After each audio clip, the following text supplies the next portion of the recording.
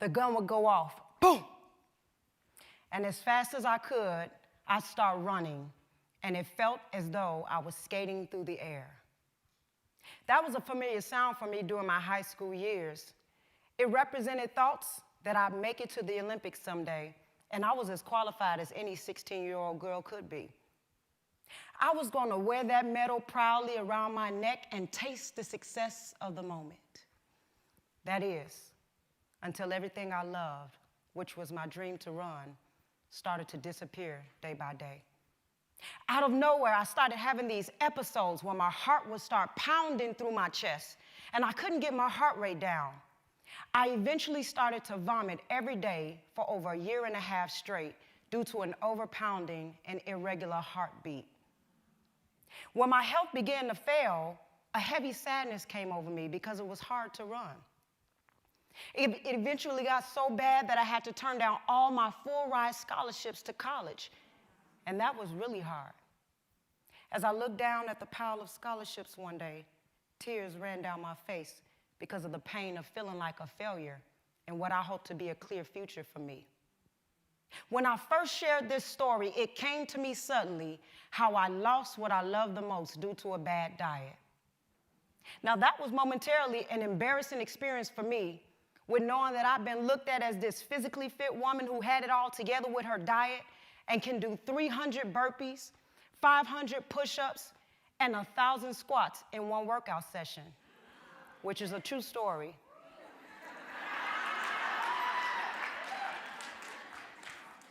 I'm used to telling people heavy statistics, like every 10 seconds, someone dies from diabetes, which is also a true story. And as a matter of fact, if I use this room to represent that statistics, 15 of you would have died already, unable to hear the end of this speech. It makes you think, doesn't it? Why would you want to wait until you're dying to finally think about your health? See, my health didn't matter to me until it started to prevent me from my dreams. My reckless habits of eating finally caught up with me. And then I realized it doesn't matter what dreams you may have, you won't experience them with a deteriorating body from eating like a zombie. So, do you think you should become more educated on how foods are affecting your body? Are you paying attention to how maybe tired or constipated you get after eating gluten? Have you researched what herbs you could be taking to reverse the effects of your bad diet? And are you comfortable with totally relying on doctors and the pharmaceutical industry to have the answers for you if you do get sick? See, when I encountered my health problems, I was uneducated. And unfortunately, I was left in the hands of doctors to figure it out, and that didn't turn out so good for me. I remember it clearly. It was 1996 on a windy Wednesday afternoon in April. I finally went to go see a cardiovascular specialist concerning the decline of my health. I walked into the office, looked up, and saw a picture of him on the wall and thought, that's interesting. He has a picture of him running track on the wall. So he's a doctor and he runs track? Oh, he's going to understand my story. He's going to relate. So I asked him to confirm, and he said, yeah, he did run track. So I thought, I'm in good hands. But then later I realized he never even asked me what was important, which was my diet. So I never had a true chance at healing. Man, I would have loved to tell him how I woke up every morning to flaming hot chips with cheese, and following that, a delightful mouth-watering lunch that included an ice cream sundae with extra Oreos, M&Ms, and Snickers, and a pizza. I would have found joy in telling them about my delicious and well-deserving gourmet dinner, that greasy cheeseburger with extra large fries. I felt I had worked out good enough to deserve this kind of diet. But nah, he didn't ask me about that. He just prescribed me some medication that I had no clue of. Perhaps it contained the usual side effects: heart palpitation, memory problems, muscle weakness, feeling irritable, constipation, blurred vision, or maybe even death. The Journal of American Medical Association says that people are 5 times more likely to die from prescription medication than from drug abuse, from overdose, and heroin combined. It makes you wonder who the real drug dealers are. And now I know that living healthy enough to stay away from prescription medication can save 2,000 Americans a week from dying. By the way, another 15 of you have just died from a preventable disease and are unable to hear the end of this speech. And more than likely, you were on medication. I remember going to see a doctor about 5 years ago for back pain, and he immediately prescribed me pain medication without even asking me how much water I drank. I wonder if he knew that dehydration sometimes causes back pain. Wow. Now that I think about it, he didn't even ask me, was I pregnant? Now, there are some exceptional doctors out there, but what I want to tell you is that you must take responsibility for your own health.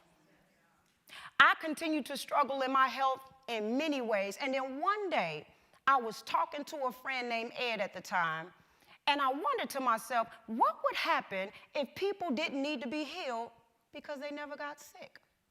Was that possible? I thought to myself, because I was tired of being sick. It was that trigger question that caused me to look at my life, my health, and my future differently. It was that question that provoked me to seek the knowledge that took me from flaming hots to cayenne pepper shots. I wish someone would have told me then what I'm about to tell you now. Choosing not to think about your health is costing you everything, whether you know it or not. It may not affect you now, but it'll surely cost you later. Don't wait until you're dying to think about living. As I listen to people's countless dreams, ambitions, goals, and expectations, I can't help myself from asking, what will you do to keep your body alive long enough to experience these dreams you have? When I start to question them about their diet, their physical exercise routine, and their sleep cycles, they wonder how I went from listening to their dreams to asking them questions about their health. It took me 10 years to get over the horrifying symptoms I experienced from a careless, walking dead diet.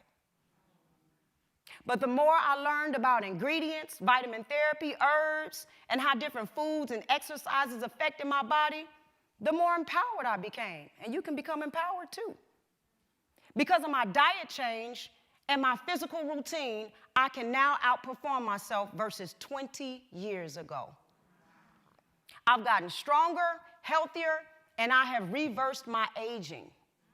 I stopped putting crappy fuel in my body, and I transformed my mind to think about my health every single day.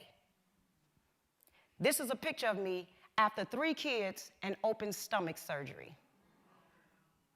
I, like some of you, have had to overcome many obstacles, like being ripped open by an almost 10-pound baby boy and cut open on my stomach from top to bottom. And it's a miracle I can still do 25 pull-ups and a 6-minute plank.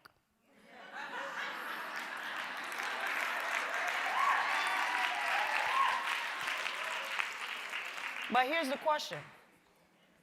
How healthy can you get? Can you see yourself with a flatter stomach, few extra muscles, get into them jeans you want to get into? I know all about that. And running around live, vibrant, and full of energy with your family? What would the healthiest version of you look like? See, these are questions and tough decisions that must be addressed now. You don't want to wait until you're sick or get diagnosed with diabetes before you think your health is a serious enough issue. By the way, another 15 of you have just died from diabetes and are unable to hear the end of this speech. As a matter of fact, if I really use this room to represent that statistics of someone dying from diabetes every 10 seconds, the whole room would be dead in less than 1 hour. Many of these preventable diseases can be overturned if we just become more proactive.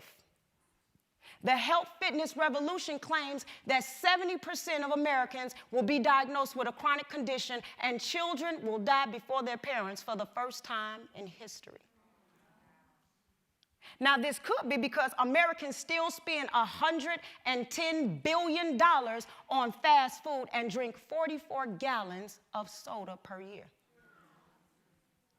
If this continues, we can expect to see disease increase in our children and parents who won't be around long enough to see their grandkids being born. I had a friend tell me she walked into a coffee shop one day and saw an overweight man who she guessed to be over 300 pounds with an oxygen tank order a vanilla latte with 4 extra pumps of vanilla. CNN reports some coffee drinks have over 20 teaspoons of sugar in it. Now, why would a person who don't have enough oxygen in his body do something like this to his health? It's simple. Not thinking. But before you judge him, have you thought about how much sugar and chemicals that destroy the brain were in the bread, donuts, pasta, pizza, hot dogs, cookies, and juices you may be consuming on a day-to-day basis?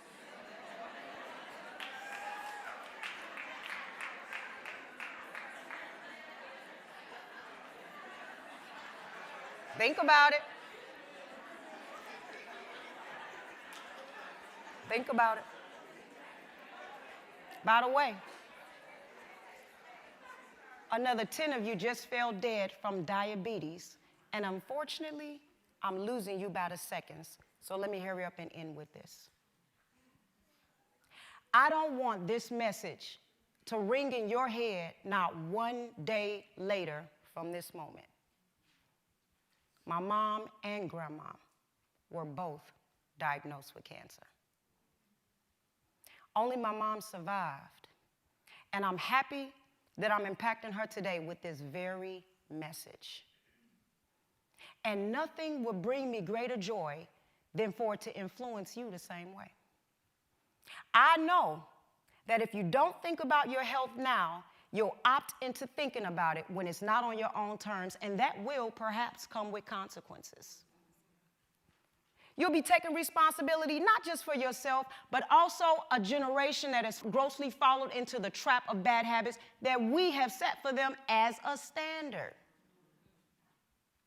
I want you to do something. Go get a food diary. Write down everything you've eaten for the last few days. Look at it and think about the changes you're going to make. You can make changes just like I did. Start seeking knowledge, like why you should drink apple cider vinegar every day. Start reading the ingredients, and when it says corn fructose syrup or hydrogenated oils, put it back on the shelf and look for something healthier. Do you want to live? Is the question. And if yes, then wake up and start thinking.